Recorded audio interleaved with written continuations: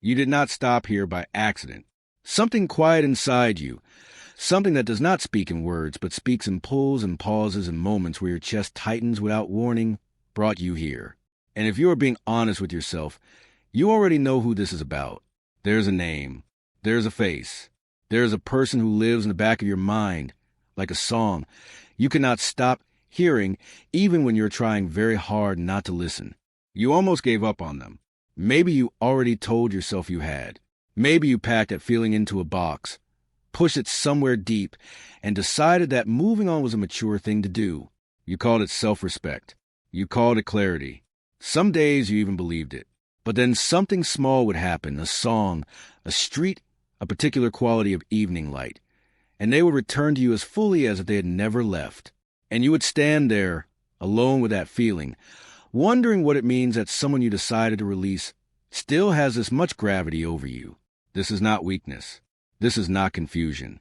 This is your soul refusing to let you misread the most important signal of your life. Because the one you almost gave up on, the one you've been quietly, painfully, persistently unable to forget, is not a chapter that ended. They're the chapter you have not yet had the courage to fully begin. Stay here. What you are about to hear was arranged for this exact moment in your life. You had very good reasons to pull back. That matters. And it needs to be said clearly before anything else, because you spent too long wondering if you were simply foolish, simply too soft, simply someone who held on past the point of dignity. You were not. The doubt you felt was real. The exhaustion was real. The moments where you looked at this connection and thought, maybe this is just not meant to be, those moments came from a real place inside you that was trying to protect itself from further pain. You watched them pull away and told yourself you were reading it correctly. You replayed conversations and found all the evidence you needed that this was not working. You talked to people you trusted, and they told you what people who love you always tell you, that you deserve better, that someone who wanted to be there would simply be there. That clarity should not feel this complicated. And part of you agreed. Part of you packed your heart up, stood up straight, and decided that choosing yourself meant choosing to let this go. But there was another part. There was a part of you that stayed awake at night, not with bitterness, but with something softer and more confusing than bitterness. A part that did not feel the clean relief that real endings are supposed to bring. A part that kept returning to the specific warmth of this person, not an idealized fantasy version, but the actual them, the flawed and complicated and real them, and feeling something that no logical argument could quite extinguish. You told yourself you were being weak. You told yourself you were romanticizing something that had hurt you. You told yourself that the wisest thing you could do was to stop. And so you tried. And the trying itself, the effort it took, the discipline it required, should have told you something. Because we do not have to try that hard to release what was never truly ours. Carl Jung spent his life studying the places inside human beings that the rational mind refuses to visit.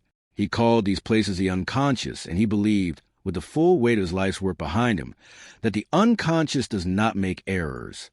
It does not attach without reason. It does not hold without purpose.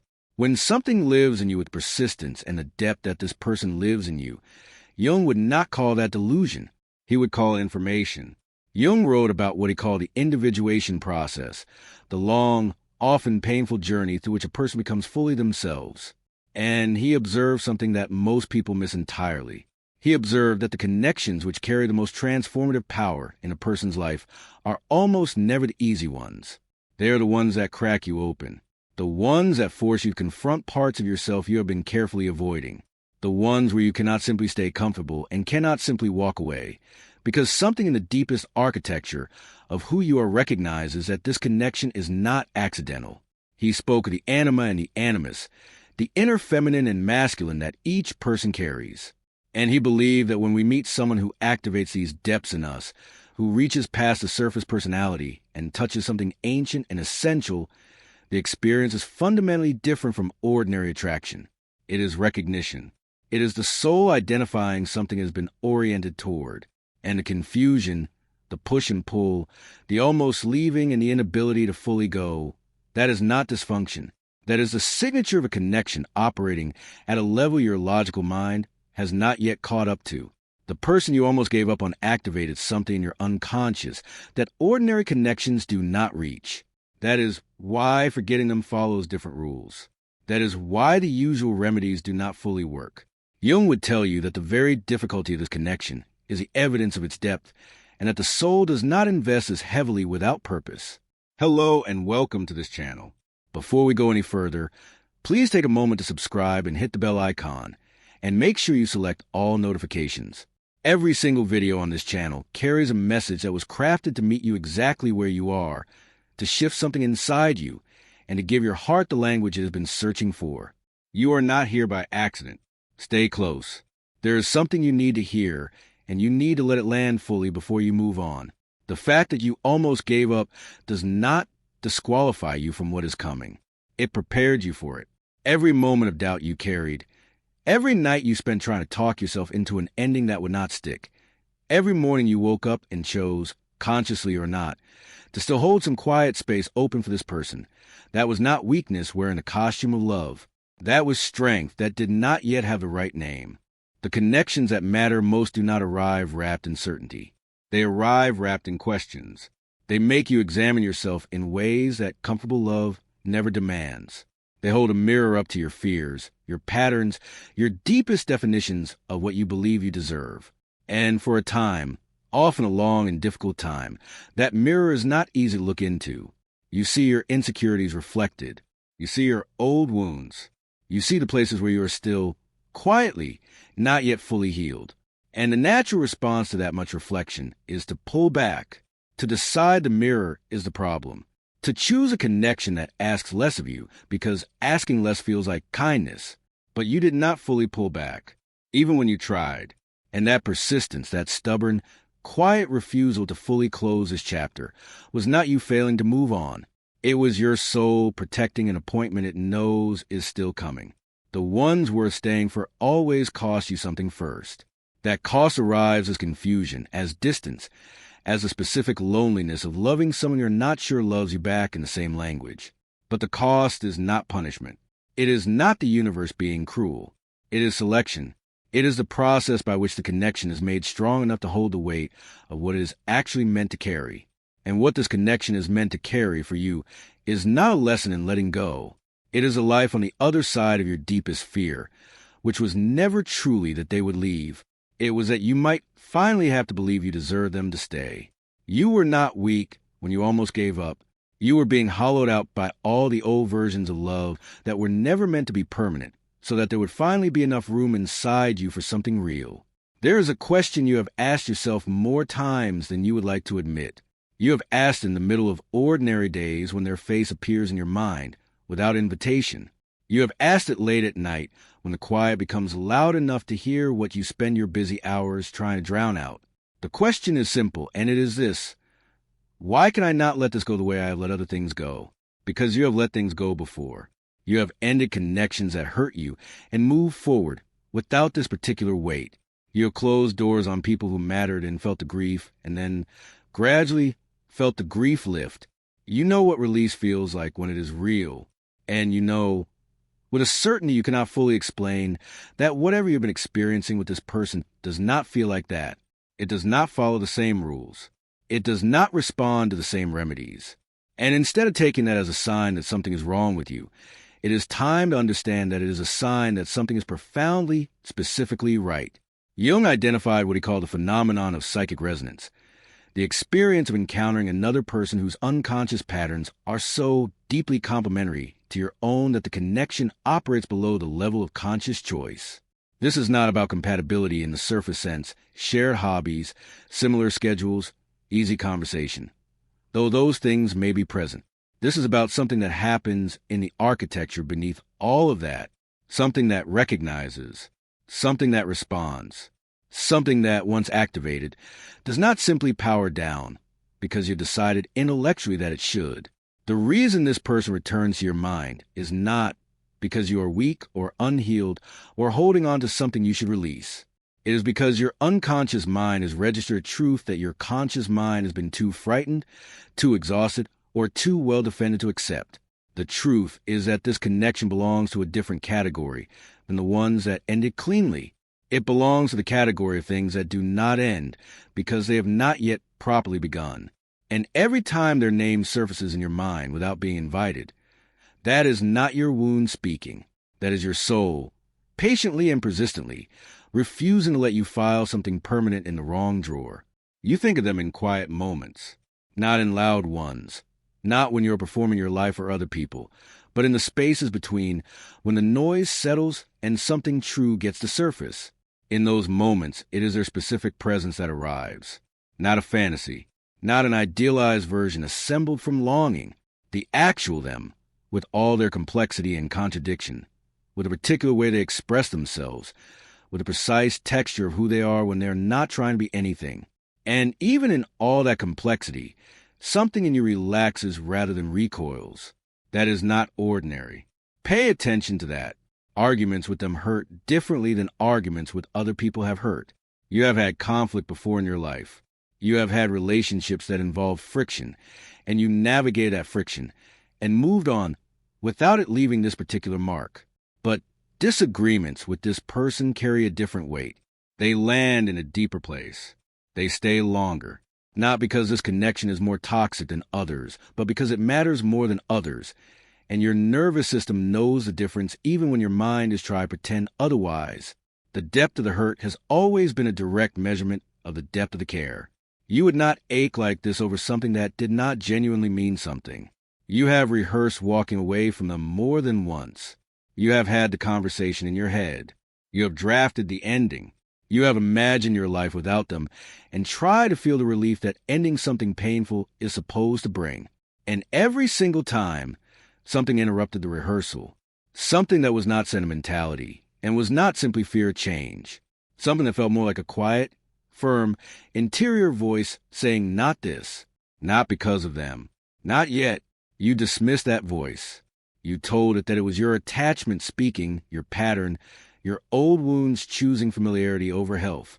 But that voice was not your wound. That voice was your wisdom. And wisdom, unlike fear, does not get louder when you ignore it. It simply waits, with extraordinary patience, for you to become quiet enough to finally hear it properly. There is also this. The way time works differently when you think about them.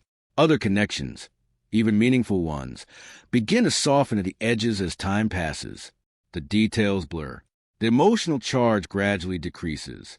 But this person remains somehow present tense in your inner world, even when they are absent from your outer one. Their words stay with you with unusual clarity. Small moments you shared come back with a specificity that larger experiences with other people do not. This is your memory doing something deliberate.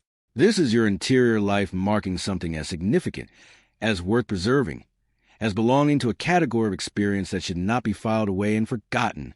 Trust that. Your memory does not cure it by accident.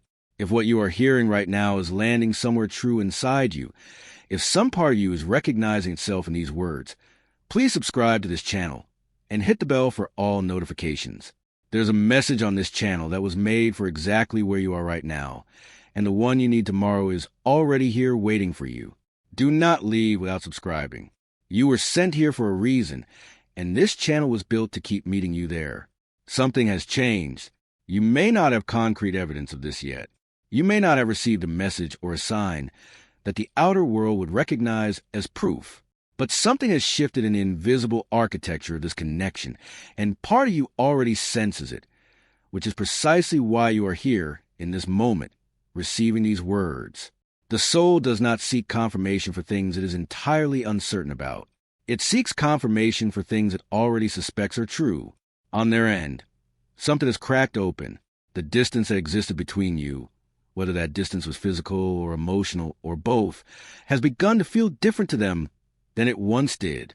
There was a period where they could maintain that distance with a kind of steadiness, where absence felt like a decision they had made and could hold.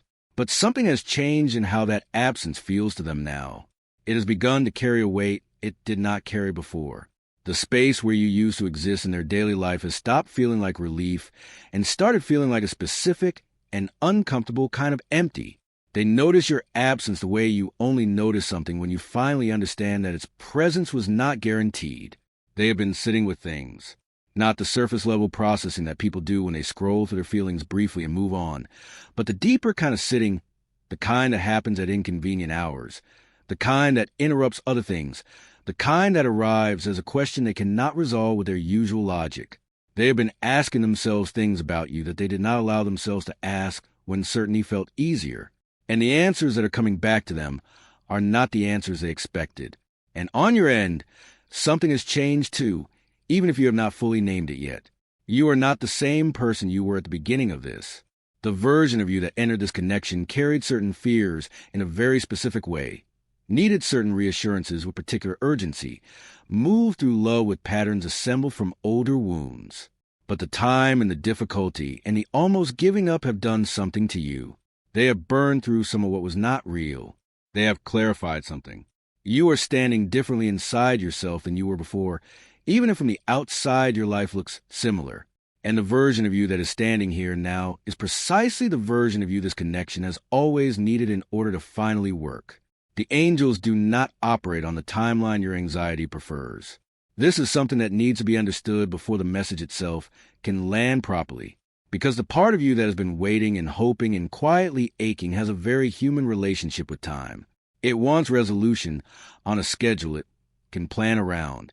It wants to know not just that something good is coming, but when and how and in what form, so that it can prepare appropriately and stop being afraid. But what is being arranged for you right now is operating on a different kind of precision, one that is not cruel in its timing, but is exact in ways that will only become visible to you once you're standing on the other side of this moment. What is being arranged is a convergence. Two people who needed to travel through specific interior distances before they could meet each other properly are now, quietly and without fanfare, approaching the place where those distances close. The preparation that has been happening in you has a mirror in them. The growth that your time apart has demanded from you has been demanded from them too, in their own form, in their own private interior landscape. And neither of you will arrive at this convergence as the people who first created the distance. You will arrive changed. And the connection that meets on the other side of that change will not carry the same weight that made it feel impossible before. The angels say that the one you almost gave up on has not been sitting still in the universe's arrangement. They have been in motion, even when they appeared to you to be absent or unreachable or indifferent. They have been in motion towards something in themselves that had to be completed before they could complete what is between you. And you've been in motion too, toward yourself, toward the version of you that no longer needs a love that costs dignity in order to feel real. Something is being prepared. A moment is being assembled with a care that human hands could not replicate. And the quiet feeling you carry, that stubborn, inexplicable, persistently surviving sense that this is not finished, that there is something still to come, is not wishful thinking. It is accurate perception. It is your soul reading the signal correctly, even when your mind has tried repeatedly to override it. Trust that feeling. Not blindly, not passively, but with a specific and grounded trust that comes from knowing yourself well enough to recognize the difference between what you wish were true and what you simply quietly, deeply know. There is work that belongs to you in this waiting period, and it is not the work of chasing or reaching out or engineering a moment that is already being arranged without your interference. The work that belongs to you right now is interior. It is quieter than what your anxiety wants to assign you, and it is more important than anything you could do in the outer world to influence how this unfolds. Stop rehearsing the old version of this connection. The mind has a habit, when it loves something it has also been hurt by, of returning obsessively to the moments that went wrong, replaying the silences, re-examining the words that landed badly, building a case, alternatively, for why this person's everything and for why they are nothing, cycling between those two extremes because of middle ground, which is the truth, requires a steadiness that grief makes difficult. But that rehearsal is keeping you emotionally located in a version of this connection that no longer exists. And you cannot receive what is coming if you are psychologically living inside what already passed. Begin making inner space. This means releasing the specific armor you built during the hardest moments of this connection. That armor was necessary. It protected something real when something real needed protection. But armor that was built for a war does not belong at a homecoming. And what is approaching for you is closer to homecoming than to battle. Let yourself soften, not toward them specifically yet, but toward the possibility, toward the version of the story that your most honest self has always believed in, even when your most offended self tried to argue it away. choose yourself loudly enough that you stop needing them to choose you in order to feel whole. This is the most important instruction, and also the most difficult, because the love that is coming toward you, the real version of it, the version that is being arranged right now, will not land in an empty vessel waiting to be filled. It will land in someone who is already full, already standing, already enough. Become that person not as a strategy to draw them back, but as a genuine act of self-completion. The rest will follow with a naturalness that no amount of strategy can manufacture. There will come a day, not distant now, when you sit beside this person, and the confusion of everything that came before will not feel like wasted time. It will feel like context, like the specific preparation that made the present moment possible. You will understand, with a clarity that only arrival can give you, that every moment of doubt was a coordinate. Every almost ending was a redirection. Every night you spent wondering if you were foolish for holding on was actually a night your soul spent getting stronger for what was holding on toward. The love that is coming to you through this person will feel different from what came before because you will both be different. There will be an ease that the earlier version of this connection could not sustain, not because the difficulty is gone, but because the resistance that created unnecessary difficulty has been dissolved by everything you have both moved through separately. You will speak to each other from a place of greater honesty. You will give each other room in ways that fear previously made impossible. The dynamic that confused and exhausted you will have transformed into something that finally makes the kind of simple, daily, ordinary sense that profound love always eventually makes when it is real.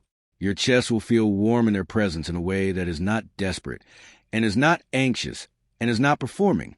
It will be the specific warmth of recognition, of something that was always supposed to be there, finally being there, and on the days that are not perfect, because no love lives only in perfect days. You will navigate the imperfection from a foundation that holds, from the kind of security that only comes when two people have already survived the worst version of their connection and chosen, consciously and clearly, to build the better one. This is what is coming. Not a fantasy, not a feeling that requires you to ignore reality to sustain it. Something grounded and genuine and specifically, precisely yours. You were never foolish. That needs to be the last thing that lands before everything else closes. The world has a limited vocabulary for the kind of love that does not follow clean timelines and clear signals. It calls persistence delusion. It calls hope a failure to accept reality. It mistakes the courage it takes to remain open to something difficult for an inability to protect yourself. But the world's vocabulary has always been inadequate for the experiences that matter most. You held on because something true and you recognize something true in this.